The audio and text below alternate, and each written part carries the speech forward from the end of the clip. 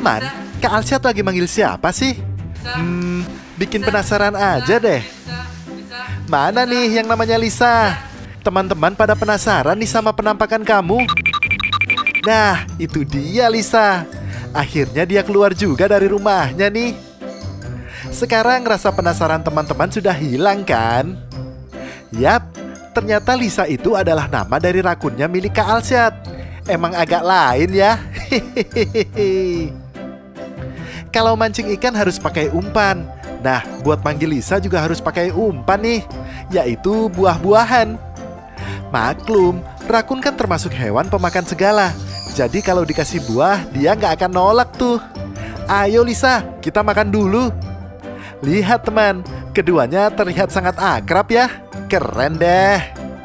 BTW Kak Alsyad, nanti sisain buahnya buat Otan juga ya. Otan lapar juga nih. Kok udah makan dia malah bersembunyi sih? Mau main petak umpet ya kamu Sob?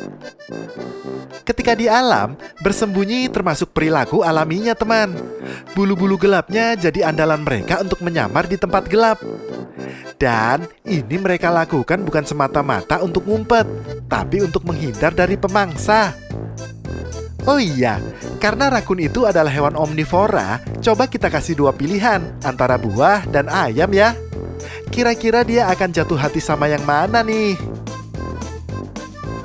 Wah, ternyata dia langsung memilih ayam teman. Wajar saja ya, karena ayam kan memiliki bau yang menyengat. Selain menggunakan indera peraba, indera penciumannya juga sangat bagus loh. Mantul alias mantap betul Sob. Teman, kalian pasti udah gak asing lagi sama gulali jadul satu ini kan? Yap, itu adalah rambut nenek. Ada yang kode minta juga tuh Kak. Lisa mau ya? Ya udah kasih Kika. Nanti nangis loh kalau nggak kebagian. Loh, kok gulalinya malah dicemplungin sih? Bukannya langsung dimakan? Hehehe, sepertinya Lisa kebingungan tuh mencari gulalinya. Hayo, cari sampai dapat Sob. Jangan mau menyerah. Teman, jangan heran sama kelakuan rakun yang suka mencuci ya. Sama seperti teman-teman yang suka cuci tangan sebelum makan. Nah, Lisa juga punya kebiasaan itu. Bedanya makanannya ikut dicuci juga. Tapi namanya juga gulali. Kena air ya pasti langsung mencair. Iseng juga nih ya Kak Alsyad.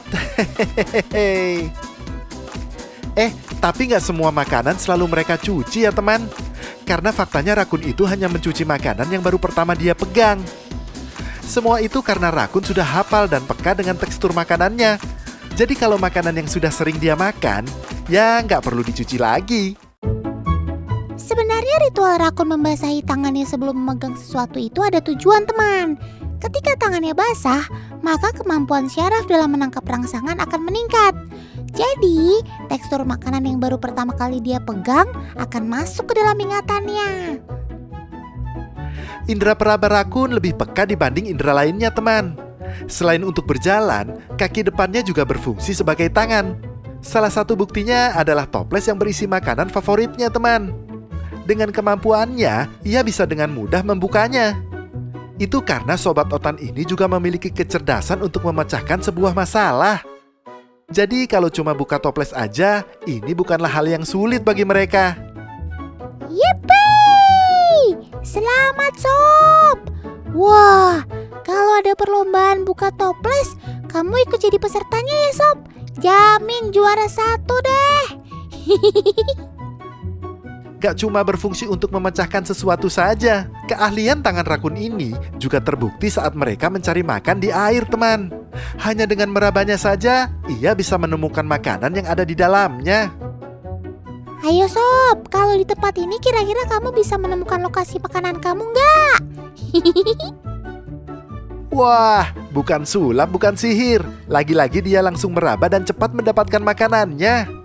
Benar-benar luar biasa ya si rakun ini. Salut sama kamu Sob.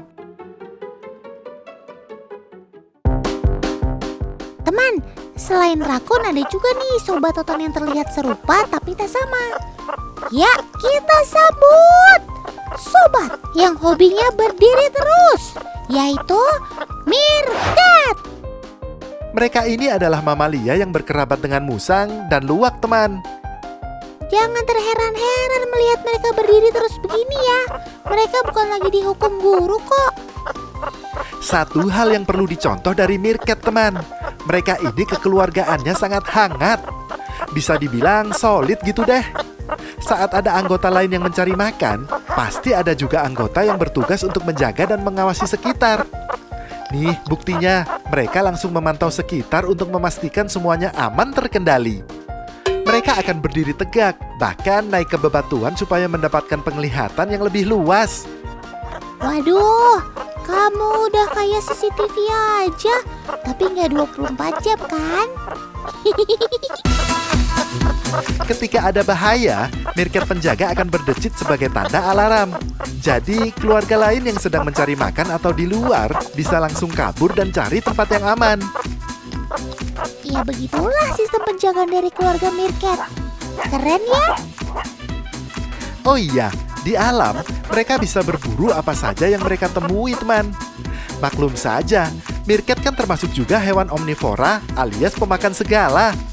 Tapi yang menjadi makanan favorit mereka adalah serangga. Tapi kalau kesulitan cari mangsa, ya telur burung, kodok, sampai kalajengking pun akan mereka makan. Pasti kalian terheran-heran ya. Tenang, mereka kebal akan racun kalajengking. Luar biasa sob. Kalau yang ini mah hutan gak ikut-ikutan ah. Oh iya teman, saat cuaca panas, kalian pasti lebih memilih rebahan di kasur aja kan? Berbeda nih dengan si meerkat yang memanfaatkan cuaca panas untuk berjemur. Mereka memanfaatkan panas untuk terhindar dari jamur dan bakteri di kulitnya. Selain itu, sinar matahari juga membuat tulang-tulang mereka menjadi lebih kuat. Awas, jangan lama-lama berjemur ya sob. Nanti malah bisa gosong. Setelah asik berjemur kayak orang bule, biasanya sobat otan ini akan beraktivitas atau kembali ke rumah. Iya, mereka juga punya rumah kok. Dan ini dia rumahnya, yaitu lubang yang mereka buat sendiri. Tapi apa jadinya ya kalau rumahnya ditutup? Apakah dia punya jalan lain? Waduh, ternyata mereka cukup panik teman. Terlihat mereka terus berusaha sekuat tenaga untuk menyingkirkan batu itu. Wajar sih mereka nggak terima karena ada benda asing yang menutup akses ke rumahnya. Besok-besok mending bikin pintu sendiri ya sob. Dan jangan lupa dikunci. Ngomong-ngomong soal menggali lubang, sobat hutan ini pandai menggali loh. Mereka menggali lubang bukan tanpa alasan, tapi untuk mencari makanan ataupun membuat sarang. Seperti yang sedang dilakukan oleh para meerkat ini teman. Mereka menggali pasir untuk mendapatkan makanan. Saking hebatnya menggali, dalam beberapa detik saja meerkat bisa menggali pasir setara berat badannya loh. Dan ketika menggali, otomatis daun telinganya akan menutup supaya pasir gak masuk. Wah, canggih juga ya kamu sob. Teman, karena meerkat hidup di area terbuka, maka ia harus pandai kabur dan bersembunyi saat ada bahaya. Seperti yang kawanan meerkat ini sedang lakukan. Itu tandanya mereka sedang coba melindungi diri. Wah, berarti para predator sedang berkelana ya. Pantas saja sobat hutan ini langsung pada kabur dan bersembunyi. Predator alami meerkat ini ada singa, ular berbisa, dan yang paling ditakuti adalah elang pemangsa. Oh iya, meskipun kecil, penglihatan meerkat jangan diragukan ya teman. Dia bisa melihat elang dari jarak hingga 300 meter. Ketika si predator mulai membidik, meerkat penjaga akan langsung memberi kode agar yang lain segera masuk lubang. Kerja sama yang ciamik sob. Tetap solid, nggak ada kompromi. Jos!